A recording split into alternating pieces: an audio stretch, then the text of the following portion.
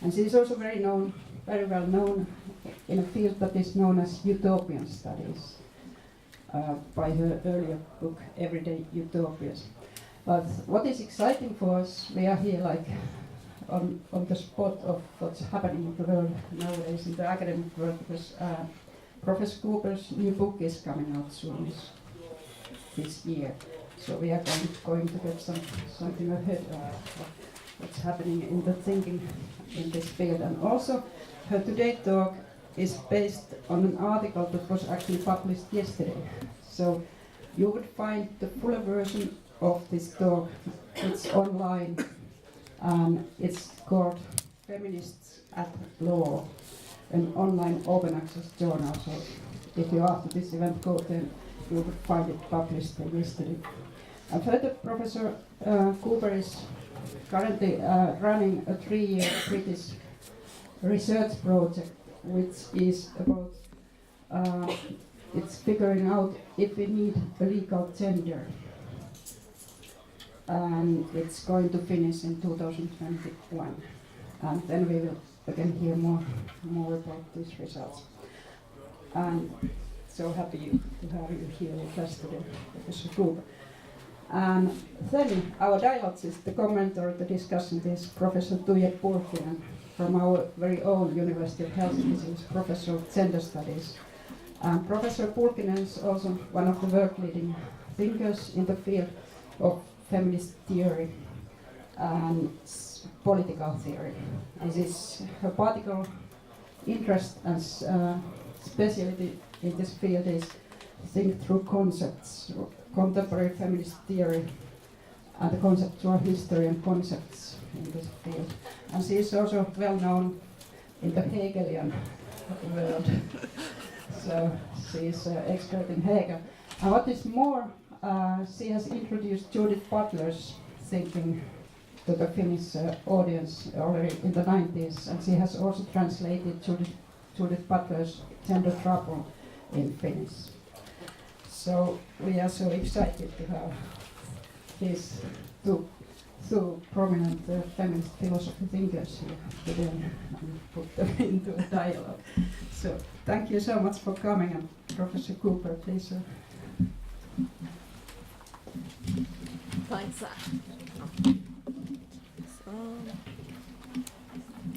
Thanks, Antu, and thanks, Tuija, for your comments later on. And thank you all very much for coming.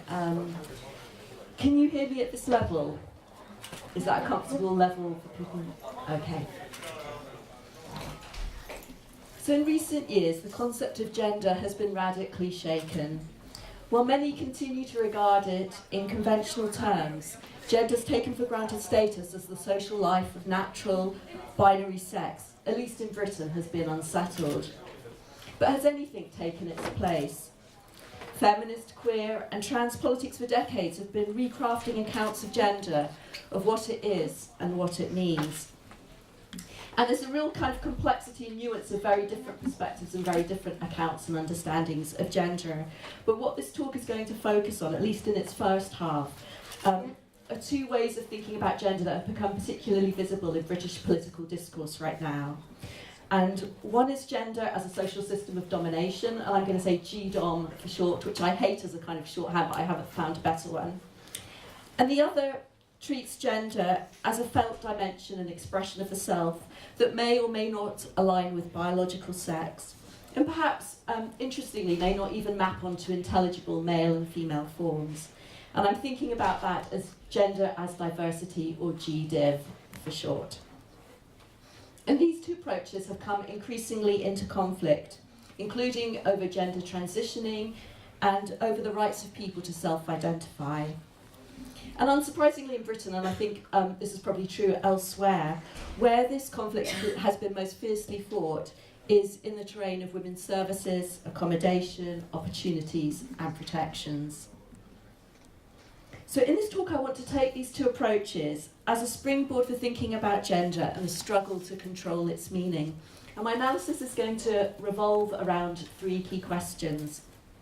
How should we understand the current struggles over gender? What use is gender as a concept being put to? And this is probably the core part, is how can Divergent conceptions of gender develop for different tasks, such as to cultivate and respond positively to unconventional forms of self-expression, to act experimentally, or to critique the status quo.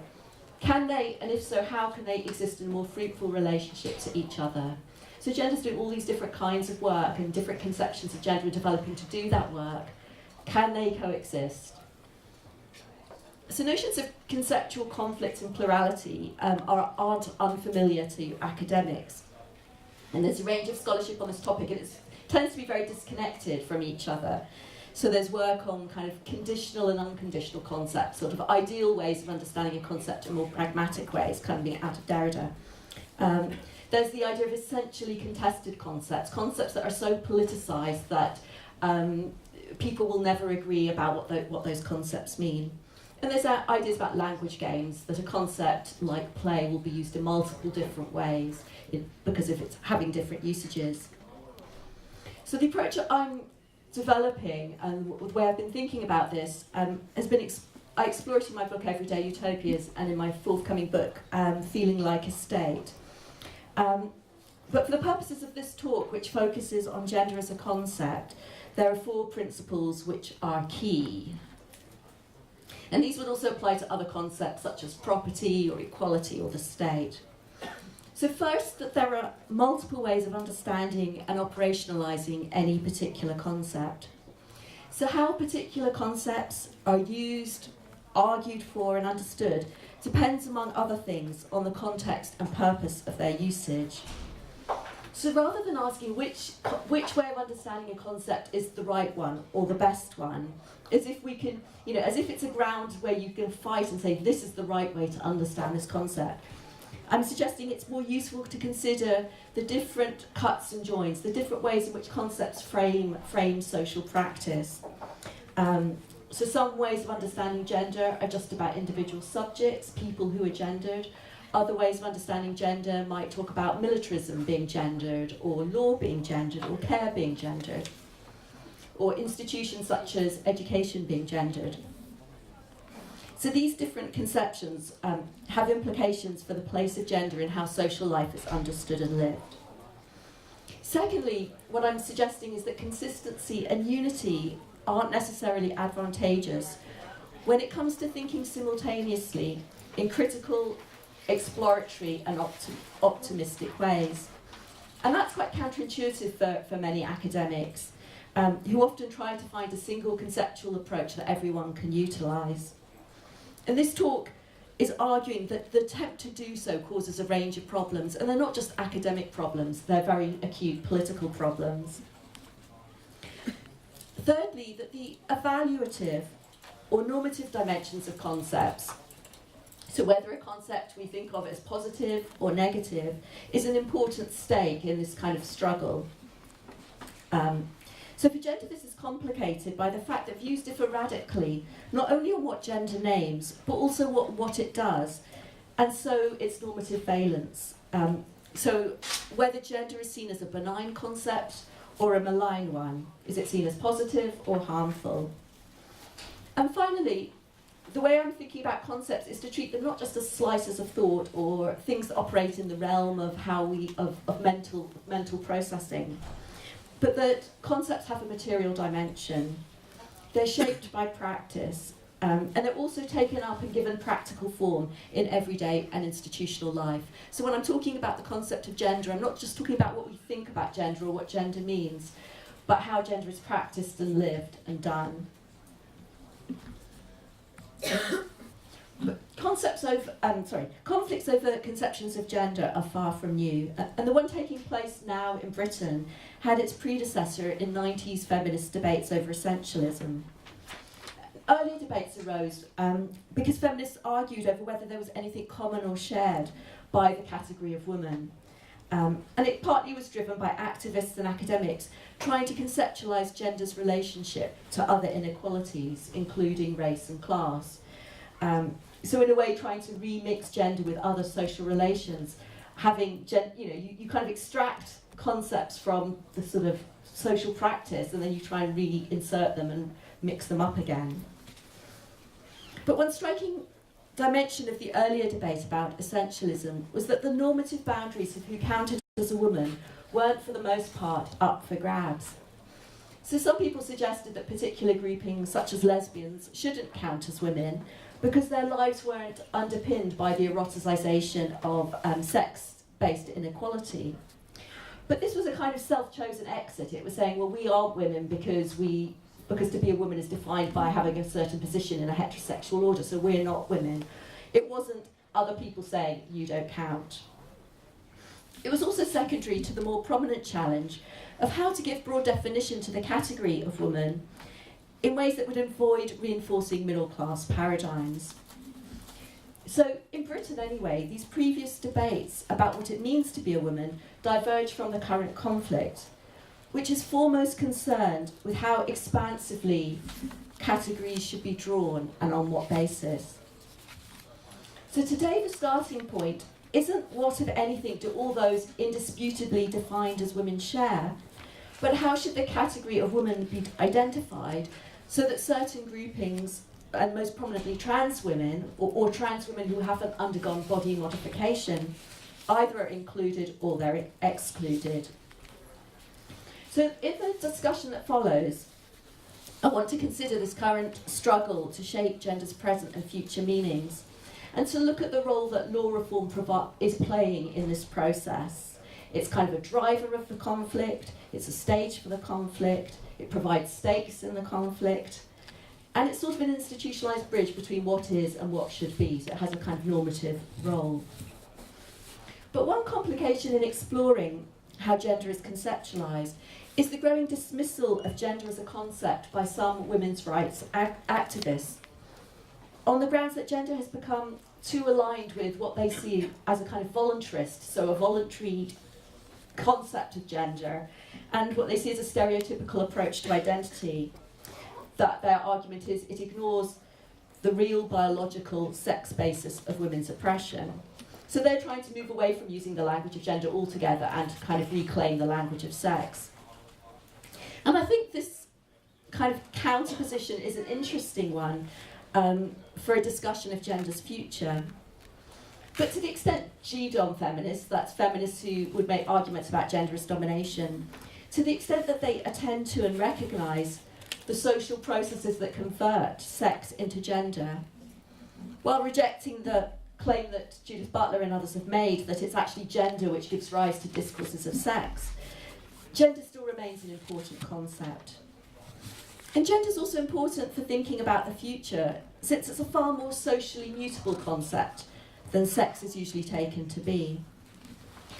But how do we want to think about gender's future or its futures? And so in the second half of this talk, I'm going to shift ground to consider the different future-oriented usages underpinning gender's conceptualisation. And I'm going to focus on three, really, to prefigure gender, to destabilise and experiment with gender, and to critique it. And drawing on utopian studies, and I'm going to do it quite lightly in this talk, but we can come back to it in the discussion if people want. I want to consider how these different uses that we're putting this concept of gender to, how they affect the conceptual ways we approach gender. So while this talk is about emerging conceptions of gender and the conflicts over them, it's also with an eye to thinking about other concepts where similar conflicts arise. For instance, if you take the state, where some people would argue we need a way of thinking about the state which allows us to think about progressive states or what states could become. And others say, no, the state is a thoroughly problematic concept and we only want to look at it in those terms. So we want a way of understanding the state which allows us to be critical of it. So can you do both kinds of work, and do you need different conceptions to do so? Today, the conceptual assumption that there are two fixed and stable sex-based genders with very limited traffic between them no longer holds up. In different countries, governments have been amending their laws, and these are mainly focused on regularising and in some cases simplifying procedures for transitioning between male and female. But in a few places, reforms and consultations also address the claims of those who identify with a gender other than male or female. Now, some countries have managed gender transitioning law reform with minimal opposition from other progressive and critical movements. But elsewhere, the question of who gets to define and come within the category of woman, and to a lesser degree man, because nobody's really fighting about who gets to count as men, and whether new gender categories should be legally created has generated a series of flashpoints. As clusters of feminist activists oppose changes which they think would make the category of women more permeable and expansive. And in Britain, this battle has become increasingly fierce and it's ongoing. And you just have to look in this online to see stories of how the conflict is being played out. Participants are being subject to social media abuse and attack. People are no platformed, they can't speak at universities sometimes, meetings are closed down, there are cases of physical violence. The provision of puberty blockers for transgender presenting children and teenagers and the sexing of public toilets, prisons and hospital wards have been two focal points for conflict. Last year tensions arose because the Labour Party decided that any self-identifying woman could stand in a women-only parliamentary, where you only allow women to stand for Parliament from the Labour Party. They said, well, it would be based on self-identification. You didn't have to be legally a woman. That generated conflict. And tensions then, in a sense, boiled over when both Scotland and in England and Wales consulted over reforming the Gender Recognition Act to introduce a lighter touch approach to gender transitioning. It's important, I mean, from our perspective, I think, to know that many feminists support a self-declaration framework that brackets the significance of bodily sex in favour of the socially lived experience of being treated and identifying as a man or a woman, but others strenuously oppose what they see as self-ID. And so that's one organisation's response to the Scottish consultation.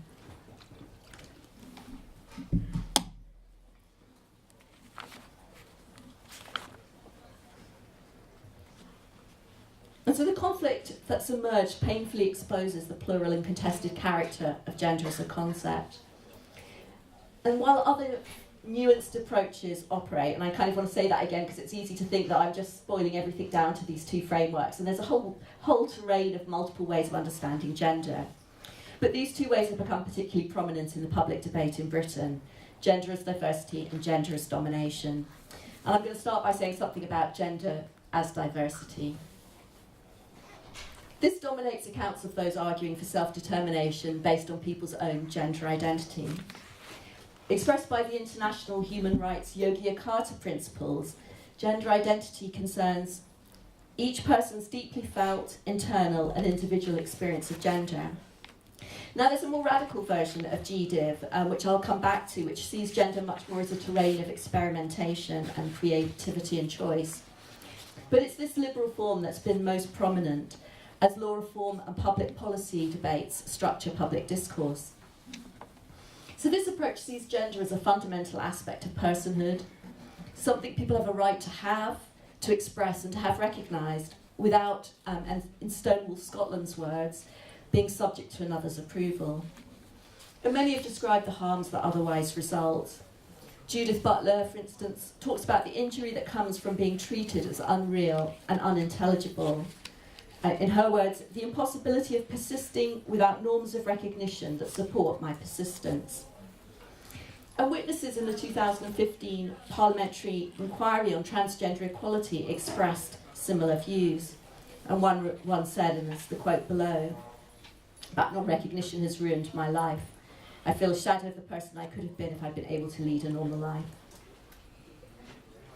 Another who identifies as non-binary commented, "In various workplaces, I've experienced constant and sometimes deliberate misgendering, laughing at my gender identity and undermining of my gender as over-political, not real, or over-intellectualizing, because my gender isn't recognised in law and policy." So the microaggressions, discrimination and physical violence that confront people whose social appearance is unconventional or whose legal and social gender diverge has been extensively described. But I think within this sort of approach of gender as diversity, it's important not to see gender just as a source of harm, but also it's about self-realisation. But what is this gender that is subject to being realised? The Yogyakarta principles, for instance, talk about gender as being about identity and expression, and they include your mannerisms, your dress, and so on. But what makes an identity or expression one of gender, and not, say, one of your ethnicity, your age, your taste, and so on, is unclear. In severing gender from binary birth sex, what gender means in general and what particular genders entail is kind of obscured. For instance, what does it mean to express a specifically female identity, a male one, or neither? And how do genders interrelate and kind of co-constitute each other, whether in their forming or everyday expression? So does masculinity have any meaning outside its relationship to femininity or to other masculinities? And can any of these be understood outside of the introspection of differential power? As I go on to talk about, the temporal orientation of these questions is important in terms of thinking about both the present and future. So gender may be largely structured today through the asymmetrical relationship of masculine and feminine, so where obviously the masculine and men have it more power is attached, and the asymmetrical relationship between dominant and subordinate masculinities and femininities. And this may also apply and shape the lives of those who don't identify with either of these categories or any of these categories. But is there a value in thinking about what genders could become? For instance, can gender move from its anchoring in male, female, masculine and feminine to becoming something else? And by else, I mean not just the people who talk about being genderqueer or non-binary, but actually something which doesn't come back to having some reference point within male and female. And can it move from identifying institutionalised regimes of social order and inequality, as much feminist work has talked about, as the way our social life is gendered and our institutions are gendered? So can gender move away from being something that's about our society as a whole to merely identifying distinct styles of being and living with only a loose relationship to the genders that they're not? So in other words, does GDIF identify what gender could become far more than it identifies what gender currently is? So does it offer a prefigurative account of gender? And that's something I'm going to come back to. But first, if GDIF identifies one emerging conceptual line, gender as domination identifies another. GDOM, at least currently, is mainly attuned to the harms that normative gender conduct generates, where violence, exploitation and domination faced by women from men are at gender's constitutive core, part of the normal, casual, everyday and socially patterned mechanisms through which gendered and classed relations take place. So this then is a core distinction between the two conceptions of gender. In one, gender harms primarily confront those who live non-normative lives. In the other, gender harms primarily confront those who live subordinated lives, where being subordinate is a normative part of the harms confronted.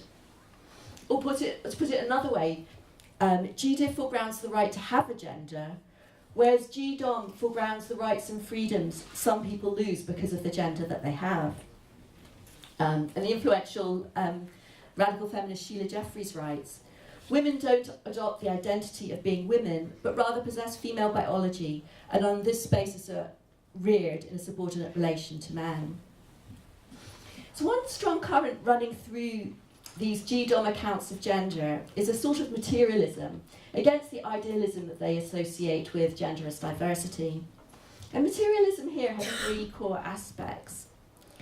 First, it assumes a stable role for the sexed body. As the socialist feminist network describe, sex is the scaffolding upon which gender roles are constructed. Second, that women are defined as a class with class-based interests. In a sense, women are proletarianised as an exploited, dominated group whose vulnerability comes from real physical relations, and violence, childbirth and sexual exploitation are foregrounded, interestingly much more than gender divisions of labour, which feminists often talk about. And in this sort of framework, other social relations such as race and class and nationality are also treated as secondary to the sex-based construction of women as a class.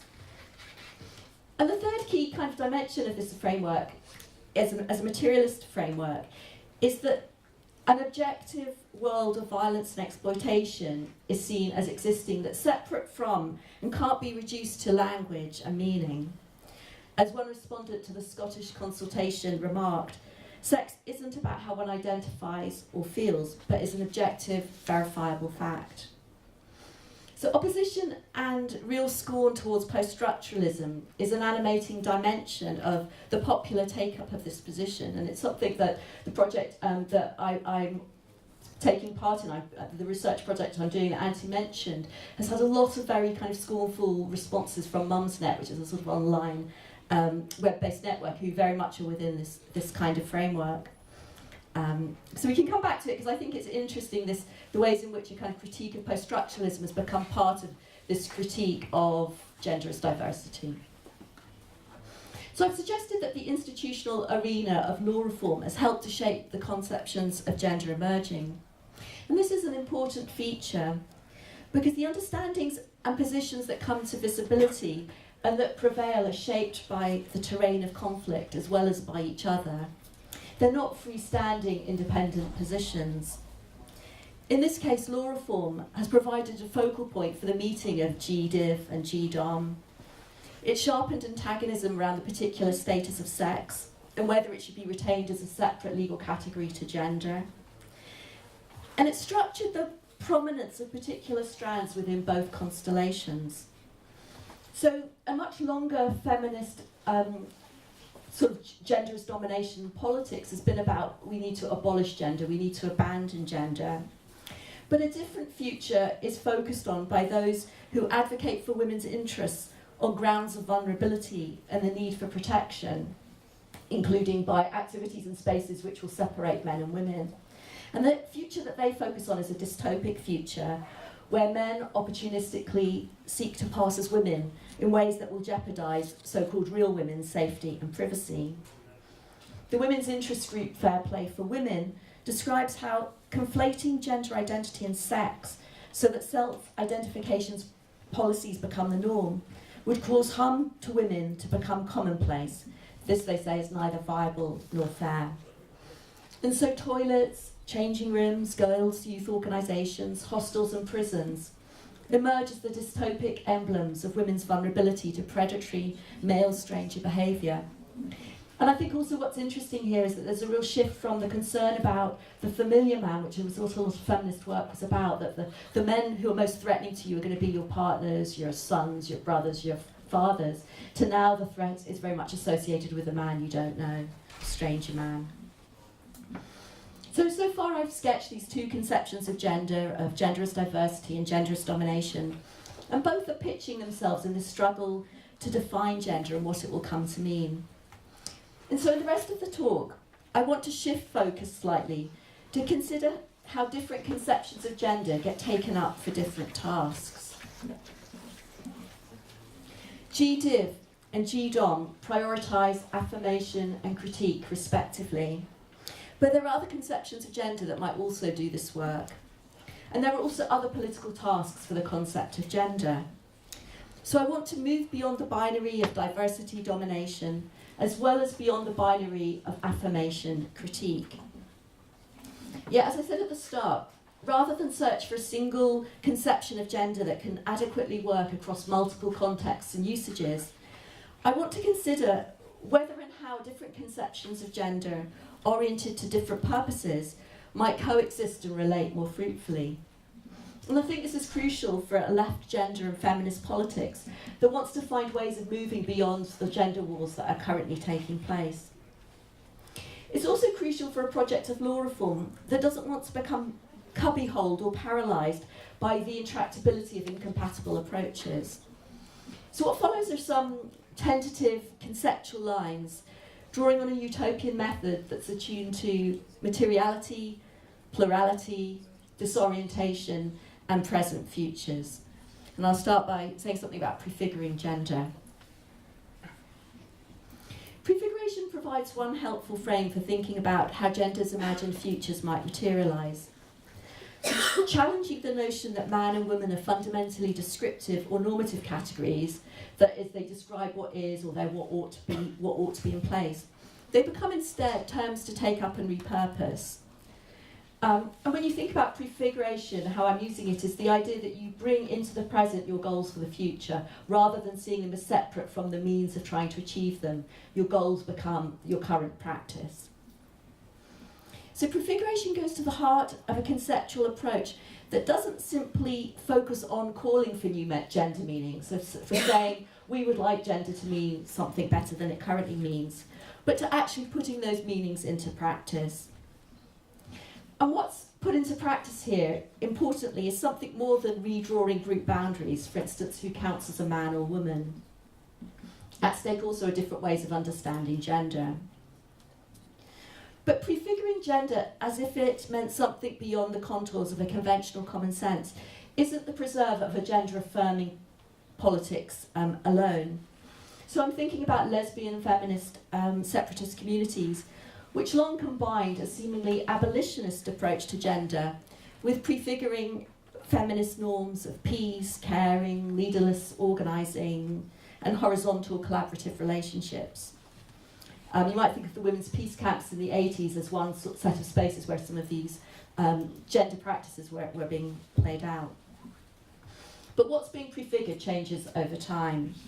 An earlier generation prefigured new gender meanings by severing the taken-for-granted linkage between the sexed body and stereotypical masculine and feminine norms, to express ways of living that weren't captured and shouldn't be captured by gender.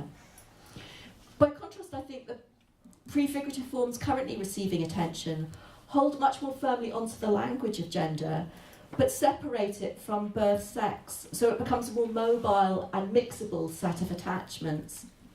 And today these moves are largely associated with genderqueer, non-gendered, trans, intersex, and gender-variant community practices, prefiguring gender as diversity in people's clothing, facial hair, pronouns, self-descriptors, and to some degree in people's intimate and sexual relationships. I think this form of prefiguration is striking in breathing new life into gender rather than in rejecting it. But as a result, it sits in tension with certain critical conceptual usages. Yet describing the manifestation of non-normative genders as prefigurative isn't wholly unproblematic. Aside from some people's concerns that it's somehow recuperating gender, it's taking back the language of gender as a good thing, there's another line of criticism. This suggests that gender isn't being prefigured as plural and diverse, because this simply expresses what people's gender truly is. So from this perspective, those feminists who claim that trans women aren't making a viable, if contentious, political claim, but asserting something that's both hateful and false. But prefiguring gender doesn't assume that people are participating in a deliberate fiction about gender, because this would obviously solidify a conservative account of what gender is, if we say that you're acting as if gender meant something other than we really know it to mean. But rather we could think of it as prefiguring what is possible in ways of living today, where prefigurations as if quality, living as if things were otherwise, goes to how we imagine the capacity of social life, what it can hold, what it can make possible, rather than to gender itself. But celebrating and claiming prefigurative gender practices also generates a second related worry, that non-normative genders are being taken up, that they're being appropriated, exploited, used and valued as tropes, as figures of a radical politics, and that this is kind of exploiting and fetishizing some people's lives, reducing them to carriers of a political future that may not necessarily be their own one. So is there a tension then between affirming and supporting minority gender expressions and identities and gender's constant unsettling? I think this tension in various forms runs through lots of different kinds of left and utopian politics and thinking. And in relation to gender, it can be also something that individuals personally negotiate. Sonny Nordmarken evocatively describes a shift in feelings in terms of initially taking pleasure in other people's confusion, but then how this can become something quite different. And so this is a quote. "This same experience as the receiver of stares 5 years ago brought me a feeling of excitement. I had felt a triumphant rush of joy, knowing that I had successfully confused the people on the bus. I took power in their discombobulated state. I was a successful gender terrorist, monstering successfully. Now the accumulative experience of strangers' attention to my gender ambiguity feels like stigma." And I think that's not an uncommon kind of experience or feeling. But the tension between affirming and unsettling gender can take other forms. It's not just about people's own ways of living and doing gender. For instance, and we can come back to this in the discussion, we might say that gender is also unsettled by men who become the primary carers of children or take on other domestic and care work. That unsettling the gender division of labour is also a form of transitioning, or is it a way of exploring and experimenting with what gender means? But in the next part of this talk, I want to move away from a subject-centred account of gender to one that focuses on gender systemic practices. But before doing so, what I want to suggest is that it's important to sustain a creative, experimental, even a playful approach to gender and the creation of its futures. And for this not to be lost in the emphasis placed on gender as either diversity or domination. And here utopian perspectives are helpful in moving away from such either-or choices, from seeing gender as only something to critique or only as something to affirm or to experiment with. The utopian emphasises the value of thinking simultaneously about the harms of the present, more hopeful futures, and the place of experimenting and play. One reason why an experimental ethos has been marginalised in British public discourse on gender is the focus that's been placed on institutional recognition by GDIV, by gender as diversity, and on institutional redress by gender as domination. Can't exactly say advocates, but people who take that understanding of gender. Despite their differences, both approaches are very invested in fixing what gender means and is. In part, this is, I think, because institutional take-up, especially by law, depends on needs being effectively presented as serious and weighty. And so to present needs in that way, you kind of have to present the people who have these needs as also quite stable in their lives and attachments and identities, and be quite well defined, perhaps. But it's also because law reform processes privilege conceptual lines that can align themselves with accepted legal frames, such as human rights, freedom, and vulnerability. So those are the kind of discourses that one needs to talk about to be effective when you're trying to campaign for law reform. Talking about experimenting in play doesn't seem to have much traction when you're making an argument for legal change. So what's happened as a result in this conflict is that the demand for protection for vulnerable women confronts notions of benign gender variance within personhood. And in the heat of the conflict between these two, more radical strands on either side, but also outside of them, get dismissed or overlooked. This includes conceptions of gender that emphasise experimentation and play. It also includes conceptions of gender that critically engage with androcentric norms, that is, with norms that are modelled around male ways of living and male ways of being, which feminists have always talked quite a lot about and have been critical of. Or ways of thinking about gender that address the structural character of gender. So in the final discussion, I want to think about how these different approaches might coexist and to return to a critical account of gender. But rather than focus on the critical account of GDOM, I want to consider other approaches, and particularly those that are more attuned to gender's systemic, structurally enmeshed character. So conceptual prefiguration means acting as if meanings are and could be otherwise. But it's important not to lose the double character of this as if. On the one hand, enacting sought after or desired meanings, but also recognising that these meanings aren't yet hegemonic. Other interpretive cuts and joins also exist. So other ways of making sense of gender also exist that are maybe less oriented to gender's hopeful futures, than to exposing and making sense of present-day inequalities. These critical accounts of gender both find their account of gender, but also develop an account of gender by attending to a range of different kinds of injustices and divisions. And these might be injustices to do with resources, opportunities, the organisation of time and care work, violence, sexual exploitation, and economic and political power. Now that's all quite familiar terrain, I think, for people who are feminists or who are familiar with gender studies. But understanding these in gendered terms doesn't have to start with a group-based or subject-centred account of men and women, as GDOM tends to, with its focus on women as a class. But instead, gender can be approached institutionally, whether in terms of regimes, gender institutions, gendered organising principles. And I think this very much has got lost. This more structural way of thinking about gender has got lost, and the focus on gender as being about individuals or groups of people and people's gender identities. We've stopped talking about the gendering of society. Well, that's certainly true in British politics, and I'd be interested to hear whether it's different elsewhere. Previously to the current moment, feminist work had really moved from treating gender as a noun to treating it as a verb. And so it was very much about the gendering of institutions, of law, of spaces, of language, and multiple other fields. And these approaches suggested an account of gender shouldn't be limited to what already gendered people do, desire, need, and seek. That firstly, that gender is a complex social process that produces and shapes people's desires, identities, and interests. So we're gendered, we're not simply, we don't do gender ourselves out of a wider social context.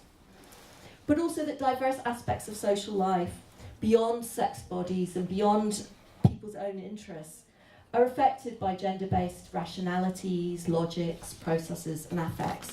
Our social world is gendered. Now, extensive discussion of that exists, including how to think about the relationship between the ways in which social life and our worlds are gendered and the ways in which they're racialised and subject to economic inequalities and so on.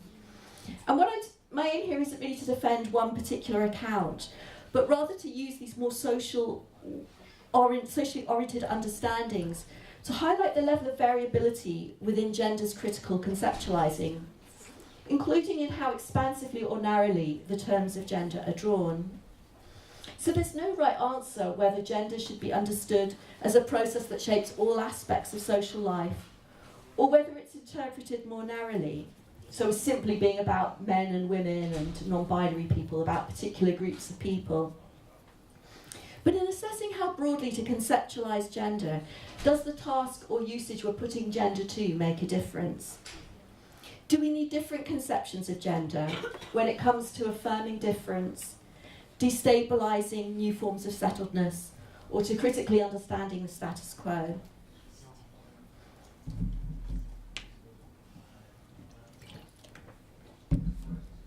Now, typically, critical analyses of the present read social concepts expansively and stickily in terms of their reach and scope to show how embedded and formative they are. And that way, troubling concepts such as gender and race become less easy to extract practically or analytically as a set of discrete set of relations. So more critical perspectives don't want you to be able to don't want to frame gender in a way which allows you to say gender is just about this group of people, but it's about how gender permeates all sorts of aspects of social life.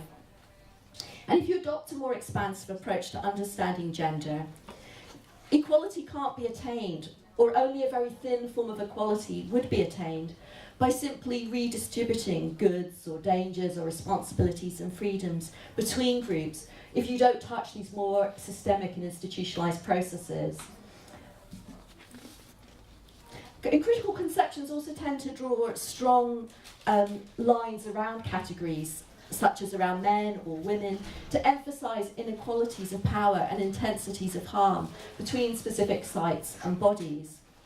So when it comes to critique, conceptual clarity may be important, and a kind of conceptual boldness, and there's often a conceptual simplicity in the sense of showing stark differences of powerful, powerless.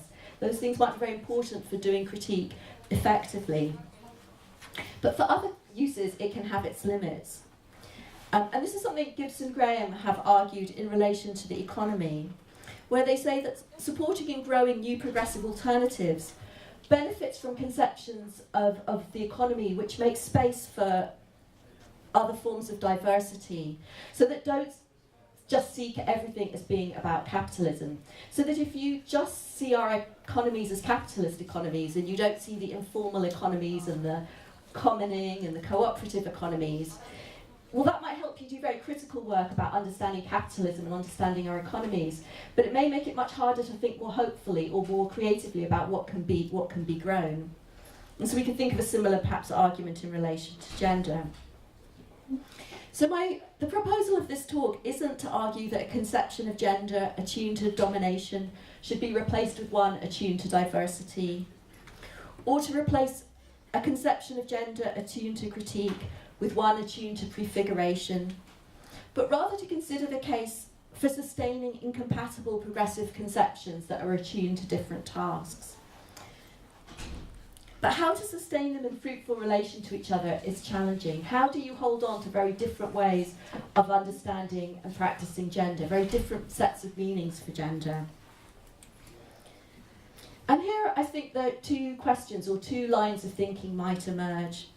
One is, where do we look to for ideas about plural conceptual strands, such as in relation to gender, to think about how they could coexist more fruitfully, rather than just being in a relationship of antagonism? And secondly, what does this plurality entail when it materialises in particular spaces and sites, such as public bodies or law? So these are two very big questions, and they're well beyond the scope of this talk. But in thinking about the first, of conceptual neighbourliness or contact, legal pluralism might provide a helpful analogous framework.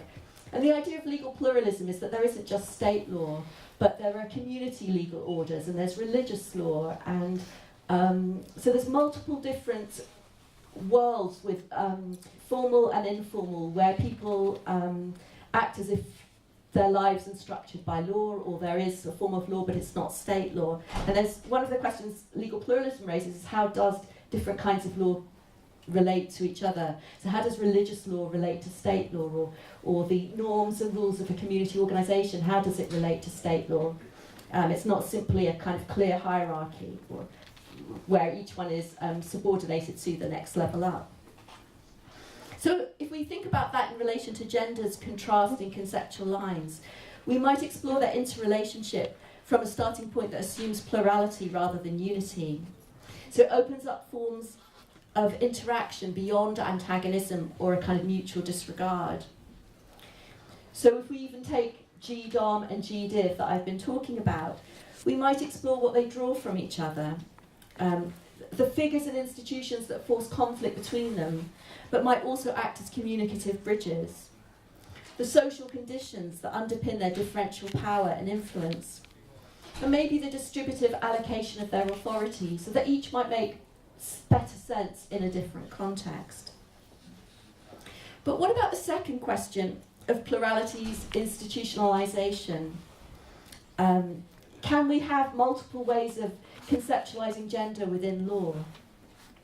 And the assumption of many in this conflict in Britain is that law's take-up of particular concepts needs to be consistent, that gender must mean the same thing across law's different fields. And if that's the case, the stakes are really high. If state law institutes a particular definition of gender, for instance, that gender is a stable inner part of ourselves, this might be seeming to be institutionalizing a way of conceptualizing gender that's in conflict with other gender usages, so experimenting with gender or gender as domination. So there are different ways that institutional formations such as state law might respond to the challenge of plural, seemingly incompatible conceptual lines.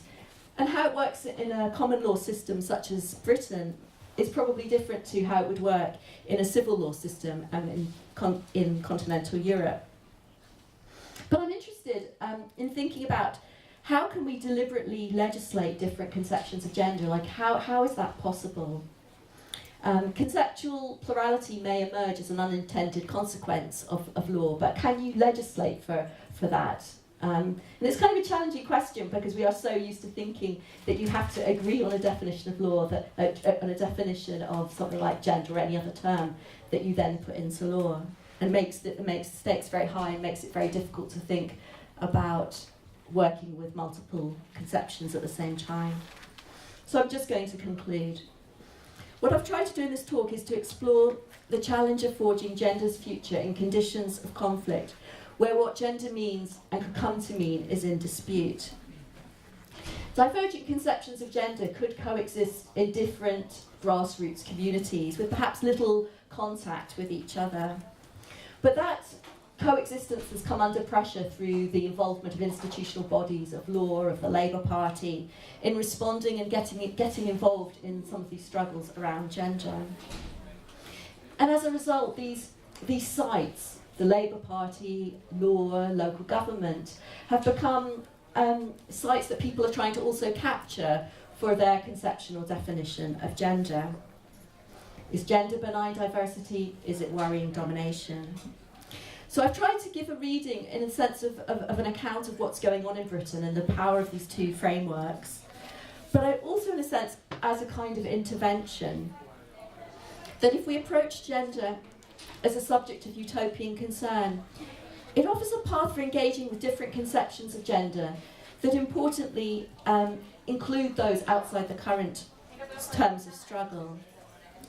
That foregrounding the relationship between present and future, utopian methods make room for a gender politics that's imaginative and open-ended, that recognises new conceptions of gender will emerge, that they will keep emerging and changing, that pays attention to gender as a social process that creates division, that shapes the ordering of our society, and that creates injustices, that treats gender as more than a category of identity, and I do think that's really important not to lose those other ways of thinking about gender, and that also seeks to respond to, while not being limited by, the interests and desires of the present.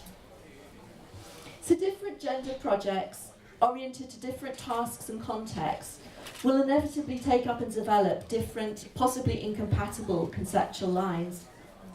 The challenge is how to recognise the inevitability and also the political necessity of this divergence, and so find modes of conceptual neighbourliness and connection that strengthen the momentum for progressive transformation rather than undermining or destroying it. Thank you.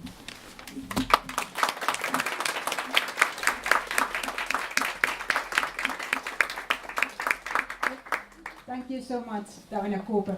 Just to say, for those of you who came a little bit later, that the idea is that we have a discussion.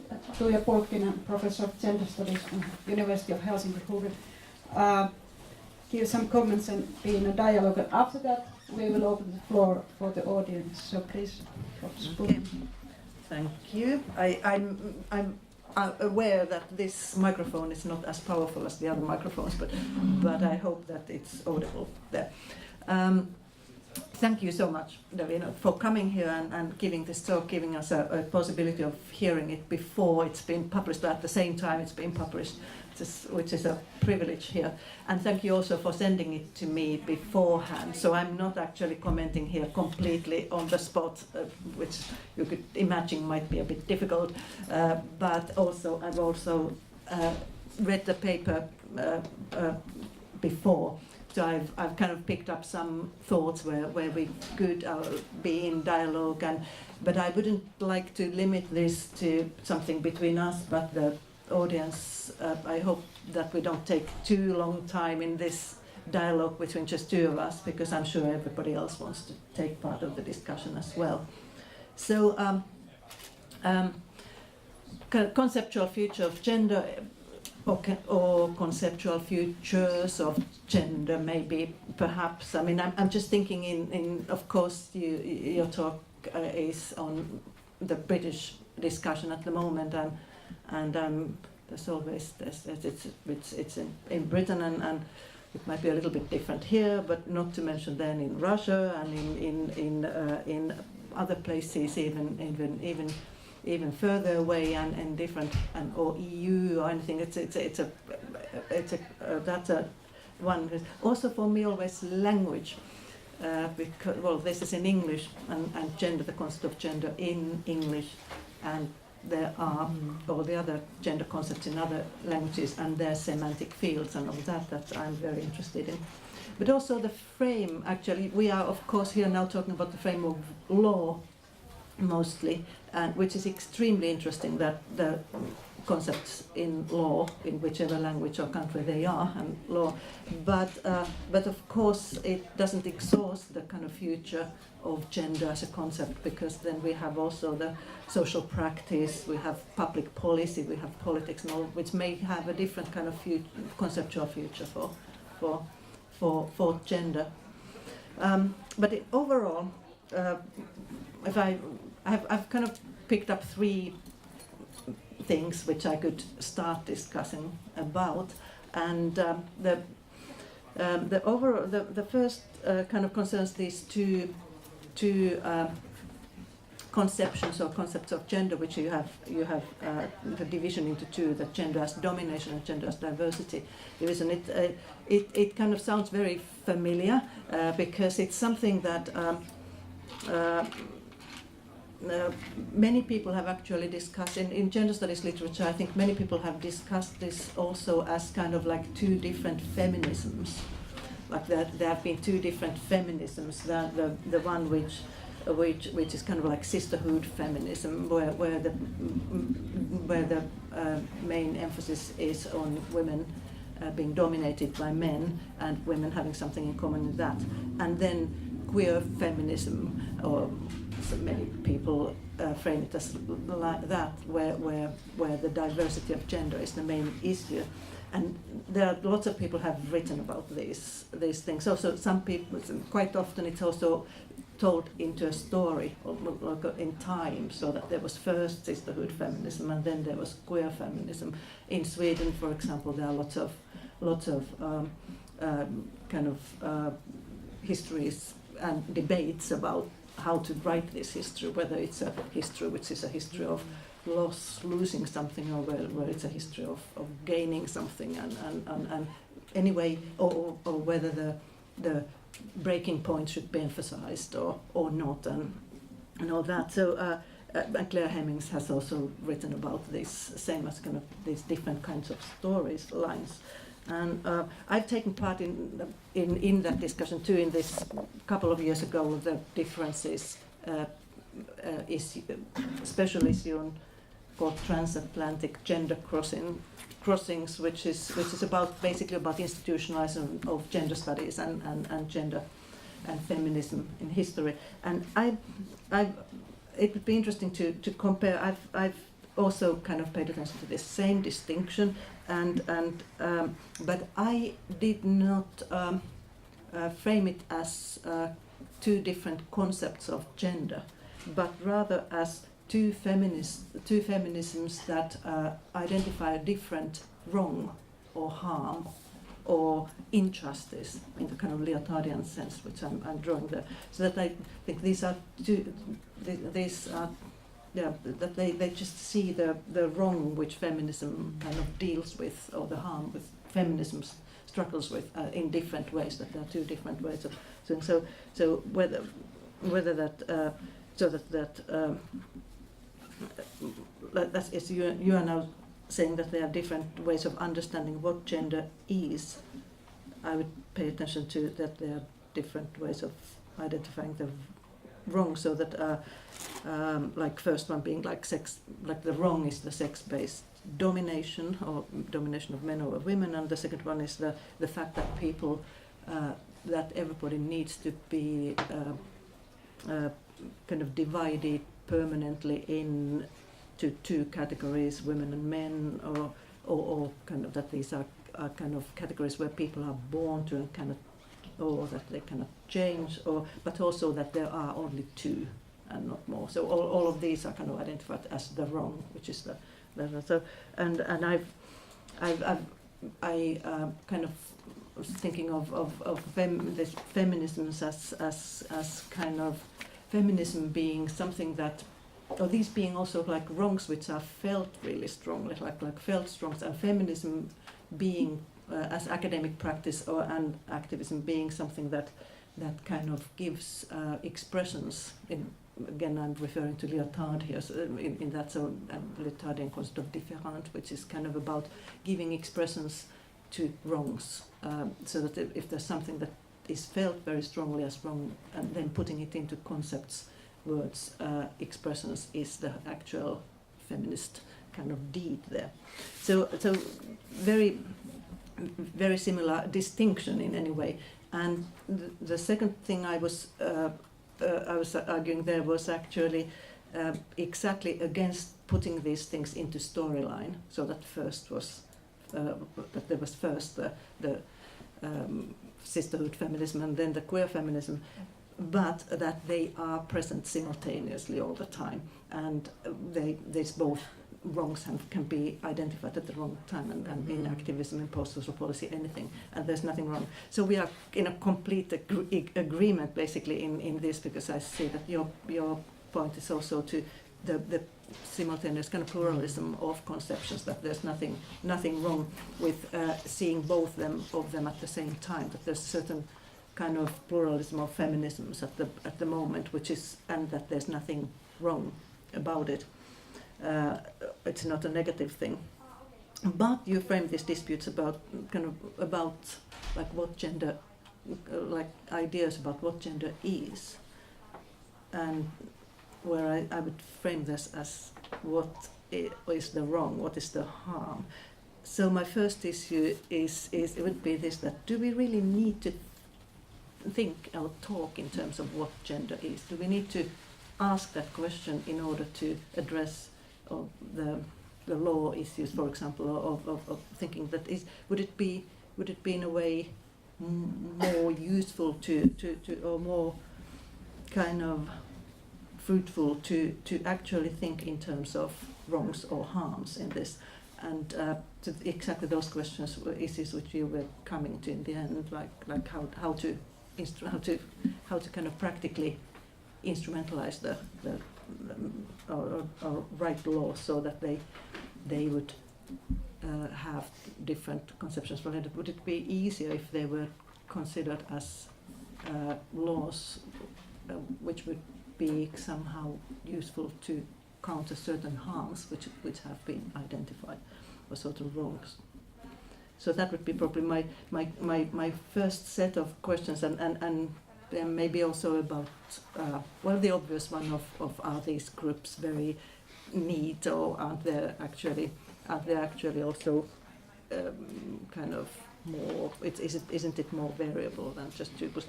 But then so we might either start talking about this already now, or then go. I mean, I have the two other issues which I have. The second one, obviously, about concepts, because as we are both working on concepts, and understandings of concepts is of course a very interesting issue. In general, I'm kind of asking how you thinking when I was reading the paper. I was thinking that how do you understand concepts? What do you actually, when you talk about concepts, what do you talk about? And I myself tend to do approach concepts as in a way, I would say, even more material. But I don't think concepts are just ideas, but that they are always words in some language too, so that they kind of combine the actual expression in words, in text, in a language, and the idea, so that they have kind of both sides. And I'm looking. So I was looking through your paper, so and reading through it. How do you use the concept of concept, and what kind of things you do with your language use of concepts? And I found I noticed you have you talk about conceptual, thank you, like conceptual lines, conceptual tasks, conceptual future studies, conceptual. Then you talk about concept of, like concept of gender, or concept and concepts can be useful, and this, and then you talk about conceptions, like different conceptions of gender and what gender is. But then you also use gender without concept, so there's quite a lot. That's also that what gender does and what gender is, and new categories of gender, and even sometimes, very rarely, how gender should be conceptualized, the conceptualizing, which is yet another way. So that I was really interested in looking at this, and I kind of wondered whether there is some kind of a gender in itself without any kind of conceptual layer in your text, because I would tend to be quite kind of systematic on that I think gender is just a concept, that there's nothing else, or that'd be kind of interesting.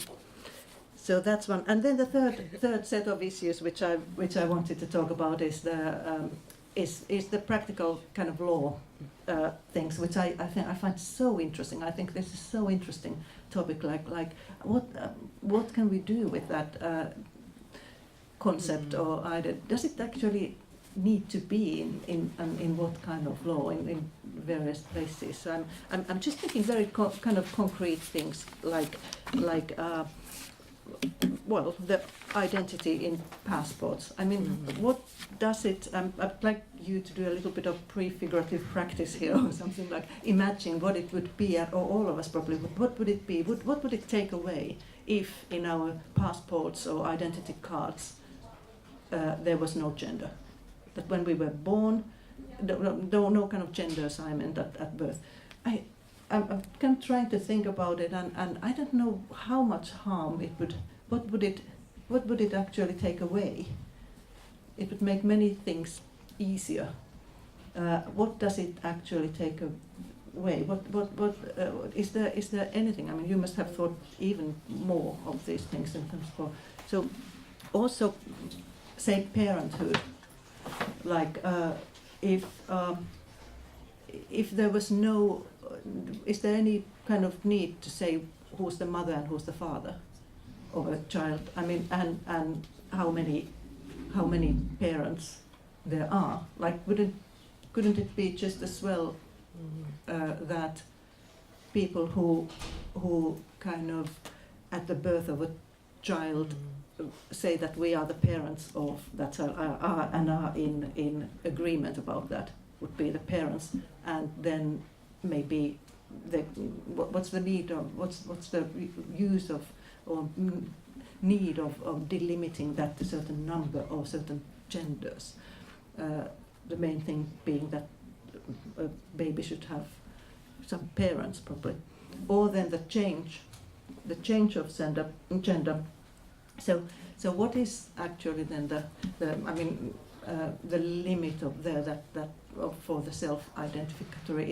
Isn't it what are the problems that people envision in the practice of if you could just yourself declare what your gender is and change it as many times? Of course, I can see that some people say, "Oh, people change all the time." Then, but other things can be changed several times. I mean, people can come to different thoughts about their religion or their whatever. Or then I hear some of the people who have been in these discussions in Britain who think that somebody would, with bad intentions, just get into changing rooms or toilets. But I don't know. This is very cultural thing too. First of all, that what are those fears? I mean, it's very.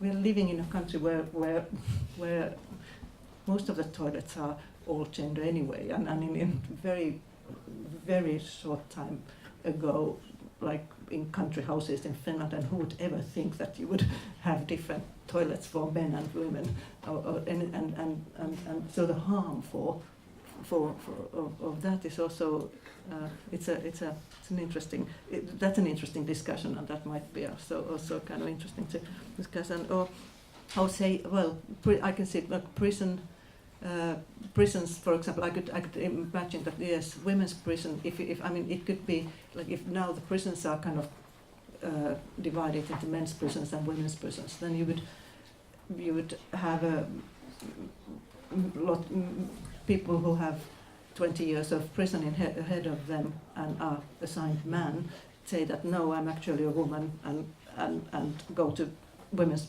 prison, and that might be kind of thought of causing some trouble. So are but again, I don't know if everybody that was done systematically. Maybe that would actually kind of have some good reforms in prison conditions in the long run, instead of causing trouble or something. But anyway, so I'd like to hear a little bit more about these discussions, and I'd like to also other people to take part of that. But those were my comments.